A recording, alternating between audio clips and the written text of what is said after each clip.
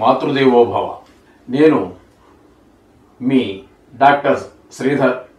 ఈరోజు మనము కాలసర్పయోగము నివారణ అనేటటువంటి అంశం గురించి మనం చర్చించుకుంటున్నాం. కొంతమంది దీన్ని కాలసర్ప దోషము అని కూడా అంటున్నారు. అది కరెక్టే, ఇది కరెక్టే. కొన్ని మంచులు జట్టి చేసేటట్టు ఉన్నాయి. ఇందులో కొన్ని రకాలు ఉన్నాయి. ఒక 8 రకాలుగా వీటిని విభజించి చెప్పారు. కొంతమంది 360 అన్నారు. అదేంటో వాళ్ళు ఎక్కడ వివరించిన దాఖలాలు అయితే లేవు.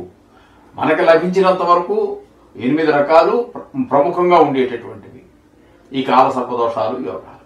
ఇవి చాలా మంది జాతకాల్లో ఈ కాలసర్పదోషాలు మనకి కనిపిస్తూ ఉంటాయి.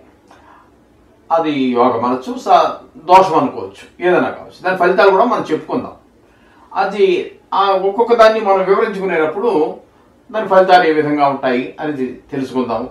అలాగే అన్నీ అయిపోయిన తర్వాతను లాస్ట్లో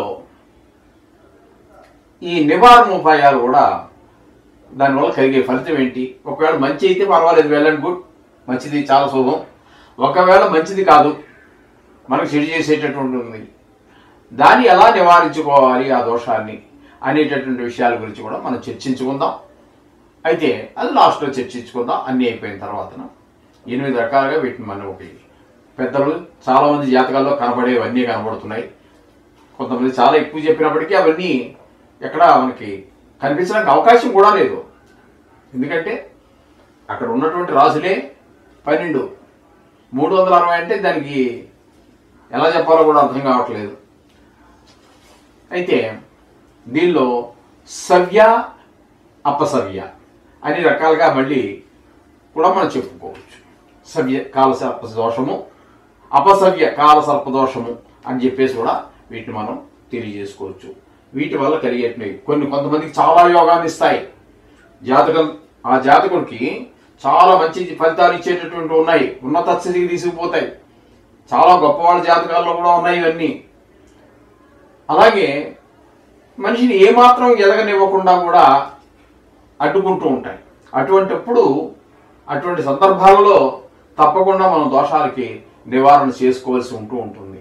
ఈ విధంగా మనం కాలసర్ప దోషాల గురించి మనం చెప్పుకుందాం. ఇప్పుడు ఇందులో మొదటిది కర్కోటక కాలసర్ప యోగము. ఆ యోగం అనేది ఇందాక చెప్పుకున్నట్టుగానే దోషం కూడా చెప్పుకోవచ్చు. అది మంచి చేసేటట్టయితే యోగం అనొచ్చు.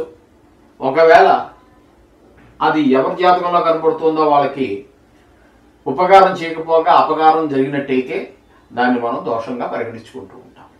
అయితే ఇప్పుడు మనము కర్కోటక కాలసర్పయోగము అనేటటువంటి దాని గురించి మనం తెలుసుకోబోతున్నాము. దీనికి విధానం ఎట్లా వస్తుంది అంటే, ఉదాహరణకి మేష లగ్నం అనుకోండి. మేష లగ్నం కనుక అనుకున్నట్టయితే ఈ లగ్నం నుంచి ద్వితీయ స్థానంలో రాహు ఉండి, అలాగే లగ్నం నుంచి దీనికి కరెక్ట్గా ఎక్కడికొని రాహుకి 180 డిగ్రీల్లోనే కేతు ఉంటాడు. ఇక్కడ కాదు, ఎక్కడైనా సరే, ఎవరి జాతకంలో అయినా సరే, అందులో సందేహం లేదు. అప్పుడు రాహు ద్వితీయ స్థానంలో ఉన్నాడు కాబట్టి కేతువు 8వ స్థానంలో ఉంటాడు.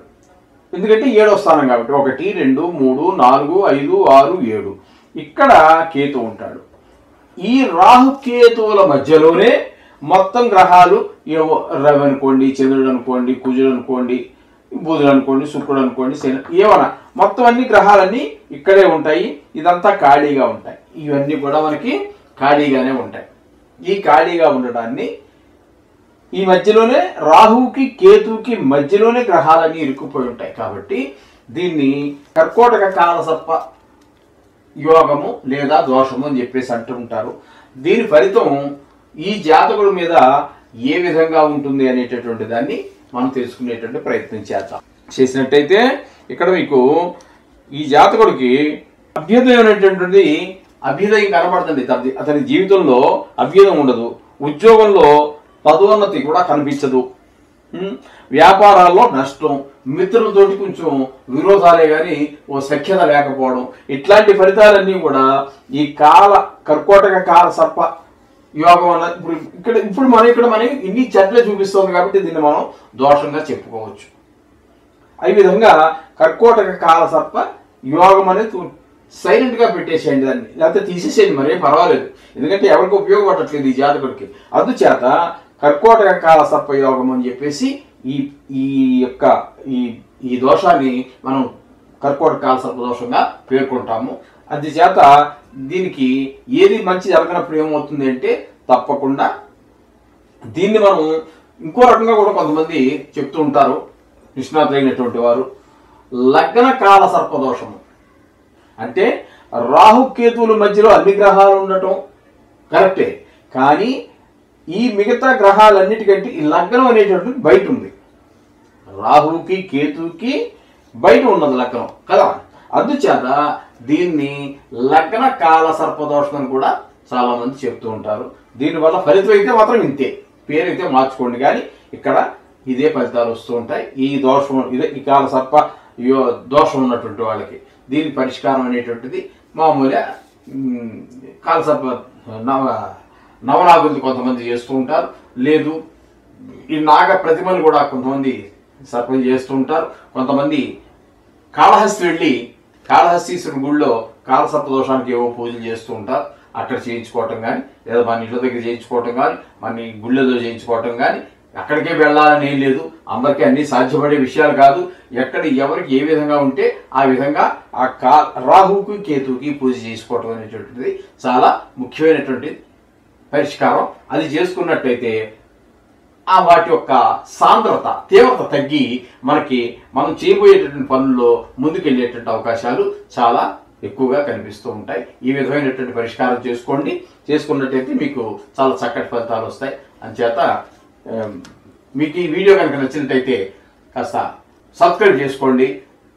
ఈ కింద నా నెంబర్ ఉంటుంది.